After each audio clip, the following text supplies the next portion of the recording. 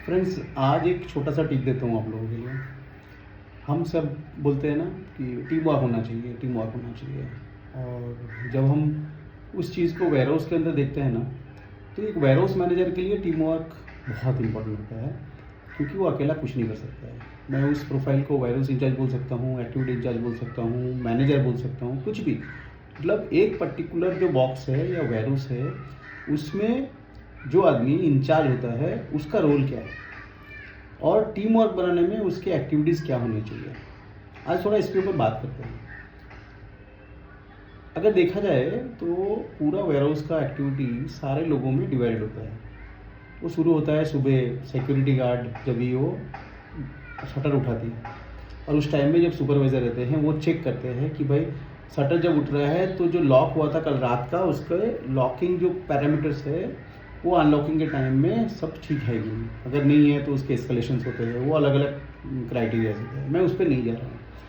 अब वहाँ से चालू होता है और ख़त्म कब होता है काम, जब शटर रात को नीचे उतारी जाती है और लॉक होता है और लॉक का प्रोटोकॉल होता है। इसके बीच में सारी चीज़ें होती हैं, जैसे सुबह होते हैं टूल किट, फिर होता है ऑर्डर्स आए, ऑर्डर्स को सेग्रीगेट करना, ऑर्डर्स का प्रोसेसिंग करना, पिक करना, फिर पिकिंग कंफर्मेशन करना, क्लाइंट के साथ या जो भी ऑर्डर मैनेजमेंट टीम है उनके साथ कोऑर्डिनेट करना, सेल्स के साथ कोऑर्डिनेट करना, फिर वो डिस्पैच प्लान करना, ट्रांसपोर्टर के साथ कोऑर्डिनेट करना, फिर वो गाड़ी आती है, फिर डिस्पैच होता है। आई मीन डिस्पैच से पहले तो लोडिंग होता है, प्रॉपर लोडिंग होता है, प्रोडक्ट वाइज लोडिंग होता है ताकि डैमेजेस ना हो। फिर वो डिस्पैच होने से पहले गाड़ी का सीलिंग होता है, फिर वो पेपर बनते हैं, फिर गाड़ी निकलता है। ये पूरा एक्टिविटी दिन में होता है। अब इसके ये जो काम है इसके अंदर में बहुत लोग इन्वॉल्व है। पिकर पैकर इन्वॉल्व है, डिलीवरी बॉयज़ इन्वॉल्व है, लोडर्स इन्वॉल्व है, ट्रक ड्राइवर इन्वॉल्व है, एमआईएस के लोग इन्वॉल्व है, ऑर्डर मैनेजमेंट के लोग इन्वॉल्व है, सिक्योरिटी है, सब लोग। अब एक मैनेजर या इंचार्ज होने के नाते आप कैसे इंश्योर करोगे कि आपका ये पूरा काम एक प्रॉपर टीम के जैसे हो रहा है। और एक जैसे फुटबॉल मैच होता है ना, तो फुटबॉल में जैसे सब लोग अपने अपने काम करते हैं, उस हिसाब से यहाँ भी सब कुछ ठीक ठाक चल रहा है। क्योंकि आपको पता है अगर यहाँ कुछ भी कहीं पे भी प्रॉब्लम होता है वो ओवरऑल इम्पैक्ट करता है। और इम्पैक्ट क्या होता है, थ्रूपुट में इम्पैक्ट होता है, एफिशिएंसी इम्पैक्ट होता है, इन्वेंट्री एक्यूरेसी इम्पैक्ट होता है, सेफ्टी इम्पैक्ट हो सकता है, बहुत कुछ इम्पैक्ट हो सकता है। सो मेरा सजेशन ये रहेगा कि एक मैनेजर होने के नाते हमारा ये फ़र्ज़ बनता है कि हमारे साथ में जो लोग काम कर रहे हैं उनकी डिफ़िकल्टीज़ क्या है, वो क्या चैलेंजेस फेस कर रहे हैं, वो समझना। और उसको समझने के बाद खुद के एक्सपीरियंस से या तो किसी के कंसल्टेंसी के थ्रू उस प्रॉब्लम को सॉल्व करना। अब प्रॉब्लम डिफरेंट टाइप्स के होते हैं। एक तो ये हो सकता है कि जो आदमी काम कर रहा है उसमें कुछ ट्रेनिंग का इशू है, उसको कुछ कैपेबिलिटी और बढ़ाना पड़ेगा। दूसरा हो सकता है कि उसको जो ऑर्डर्स दे रहे हैं या जो इंस्ट्रक्शन दे रहे हैं वहाँ कुछ प्रॉब्लम है, या तो उसके प्रोसेसिंग में प्रॉब्लम है, या तो कुछ भी होता है। तो ये समझने के लिए हम क्या करते हैं, नॉर्मली हम बोलते हैं हम रिव्यू करते हैं। वो रिव्यू होता क्या है कि भाई वीकली या फोर्टनाइटली या मंथली बेसिस पे एक डेटा निकलता है और डेटा के ऊपर हम रिव्यू करते हैं कि भाई हमें क्या करना चाहिए, तो हम क्या कर रहे हैं, विच इज़ राइट। वो तो MBR बोलो या मंथली रिव्यू बोलो, होना ही चाहिए। बट ये तो हो गया कि एक पोस्टमार्टम वाला काम कि भाई आदमी मर गया, अब उसको निकालते हैं कि मरा क्यों और कब मरा, कैसे मरा। मैं आज जो बोलने की कोशिश कर रहा हूँ ना, मैं कुछ और बोल रहा हूँ। मैं बोल रहा हूँ कि आप वो MBR करने से पहले या रिव्यू करने से पहले क्या कर रहे हो। आप उस टीम मैन को या वो जो टीम के लोग हैं उनको इम्प्रूव करने के लिए या उनके चेकिंग करने के लिए, या फिर चेकिंग तो गलत वर्ड हो जाता है, उनके कैपेबिलिटीज़ को समझने के लिए, उनके हर्डल्स को समझने के लिए आप क्या कर रहे हो एज ए लीडर। सी आप लीडर तभी होते हो ना जब आप अपने टीम के लिए कुछ करते हो, आप कुछ एग्जाम्पल सेट करते हो, आप उनको ट्रेन करते हो, हैंड होल्ड करते हो। ये कैसे हो। सो मैं मेरे एक्सपीरियंस से बोल सकता हूँ।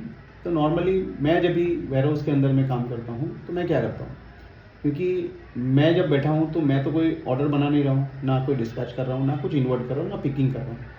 सो मैं नॉर्मली क्या करता हूँ, वेयर हाउस में जाने के बाद मैं पूरे वीक का ना एक शेड्यूल बना लेता हूँ कि भाई मैं ना मंडे को ये ऑर्डर मैनेजमेंट वाली जो टीम है ना, जो मेरे कंप्यूटर में बैठे हुए हैं, वो MIS है ऑर्डर मैनेजमेंट, उनके साथ बैठूंगा मैं।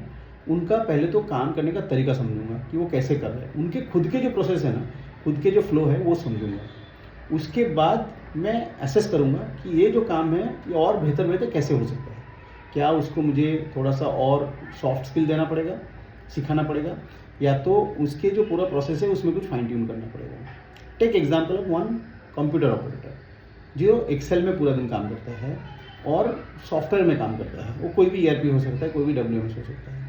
सो आपका काम ये होना चाहिए कि आप उनके साथ बैठो और एक दिन उनके ऊपर फोकस लो आप, और दिन में 3-4 बार आधा घंटा बैठो और समझो वो कर क्या रहा है।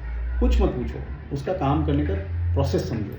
सुबह आया, उसने क्या चालू किया, कैसे काम किया, उसके पास जो इंस्ट्रक्शंस या इंफॉर्मेशंस आ रहे हैं वो कहाँ से आ रहे हैं, किस मॉडल पे आ रहे हैं, किस फॉर्मेट पे आ रहे हैं, उसको वो रीड कर रहा है, फिर उसके ऊपर वो कितना काम कर रहा है, पूरे दिन में मैनुअल वर्क कितना करता है, कि पूरे दिन में नॉन मैनुअल वर्क कितना करता है, कितना टाइम वो अपना शायद मोबाइल देख के या फिर अनऑर्गेनाइज वे में मैनेज करता है। मैं ये नहीं बोलूँगा उसकी गलती है, शायद उसको पता नहीं है। उसके बाद देखो कि दिन का वो रैपअप कैसे कर रहा है, और पूरा दिन काम करने के बाद वो अपना सेटिस्फेक्शन लेके जा रहा है या नहीं लेके जा रहा है, उसके लाइफ के आगे के गोल है ना वो भी समझो। उसके बाद बात करनी पड़ेगी आपको कि भाई आगे क्या करना है आपको। एक बार आप ये पूरा देख लेते हो ना, तो आपको 2-3 दिन बाद ना एक चीज़ समझ में आ जाएगा कि ये लड़के में कितना कैपेबिलिटी है, बैंडविड्थ कितना है। दूसरा है ये जो आज के दिन में काम कर रहा है, इसमें कौन से ऐसी चीज़ें हैं जो इसको सुधारना पड़ेगा। तीसरा, ऐसे कौन से चीज़ है जो इनके साथ जो लोग काम कर रहे हैं उनको सुधारना पड़ेगा।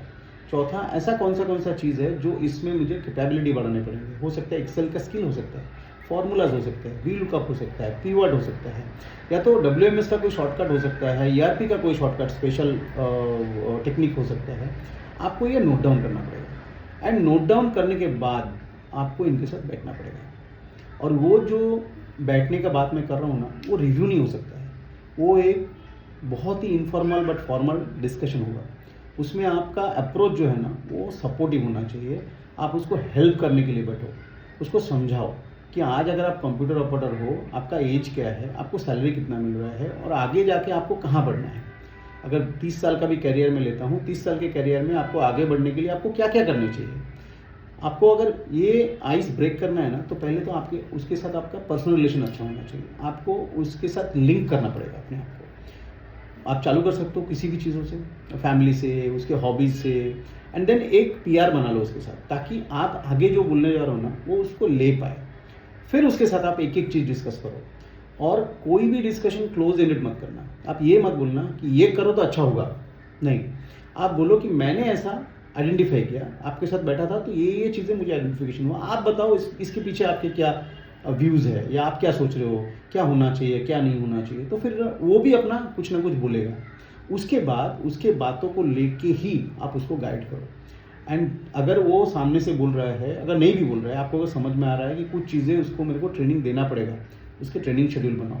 आप अपने HR के साथ बात करो, अगर HR उतना एक्टिव नहीं है तो खुद करो, उसका एक ट्रेनिंग कैलेंडर बनाओ। और जैसे ही आप एक किसी के साथ करोगे ना, उसको ना आप 1 महीने का एक प्रोजेक्ट लो कि ये मेरा 1 महीने का प्रोजेक्ट है, इसको मैं ये स्टेज में हूँ है, इसको मेरे को सेकंड स्टेज में लेके जाना है, इसका एफिशिएंसी बढ़ाना है, इसका थ्रूपुट बढ़ाना है, इसको स्मार्ट वर्कर बनाना है, ताकि ये अपना काम पूरा दिन करके जाने के टाइम में सेटिस्फाइड होकर जा पाए, और ये बंदा अगला स्टेप में जाने के लिए विदिन 6, 7 और 8 मंथ्स ये रेडी हो जाए, ताकि इसके पास दिन में कम से कम 1-2 घंटा ऐसा टाइम मिले जो इसका नेक्स्ट लेवल का जो वर्क है ना, अगर सुपरवाइजरी है या मैनेजरी है, उसमें वो सीखे कुछ। आप जब एक किसी कैंडिडेट के साथ, एक किसी टीम के प्लेयर के साथ आप ऐसा करोगे और उसको उसका इम्पैक्ट दिखेगा, मैं आपको गारंटी देता हूँ बाकी सब लोग भी ना आपके सामने आने की कोशिश करेंगे, या तो बाकी सब लोग भी अपने विंडोज़ जो है ना वो ओपन कर देंगे आपके लिए, डोर्स ओपन कर देंगे आपके लिए। आप ये प्रोसेस जो है ना रोज़ फॉलो करो, रोज़ कम से कम अपने टाइम का, पूरे दिन का 1 से 1.5 घंटा टाइम निकालो, अपने टीम में से किसी को ढूंढ के उसको हेल्प करने के लिए। आप अगर 30 दिन में 26 दिन में ऑफिस जाते हो, और 26 दिन में अगर 1-1 घंटा भी रोज़ दिया ना, तो 26 घंटा आपने दिया। 1 महीने बाद देखना आपका सेटिस्फेक्शन लेवल और आपका टीम का मोटिवेशन लेवल, उसमें से आपको ये भी पता चलेंगे कि कुछ लोग हो सकते हैं कि शायद इनको हम कितना भी ट्रेनिंग दें नहीं कर पाएंगे। आपको you have to accept it. हर एक आदमी चेंज होने के लिए रेडी नहीं होता है, बट हो सकता है वो सेकंड फेज़ में होगा, थर्ड फेज़ में होगा। ऐसा कोई भी इंसान नहीं है जो आगे नहीं बढ़ना चाहता है। ये तो अप्रोच के ऊपर डिपेंड करता है कि आपका अप्रोच क्या है, आप कितना उसको समझा पा रहे हो, कितना उसको ये समझा पा रहे हो कि ये उसके लिए अच्छा है। भले आपके लिए भी अच्छा होगा, अगर वो अच्छा करेगा तो आपके लिए भी अच्छा होगा, आपके ऑर्गेनाइजेशन के लिए भी अच्छा होगा। आई थिंक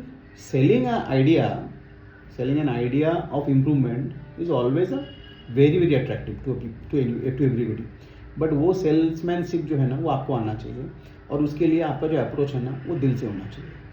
वो दिल से जो अप्रोच होता है ना वो दिल को टच कर देता है।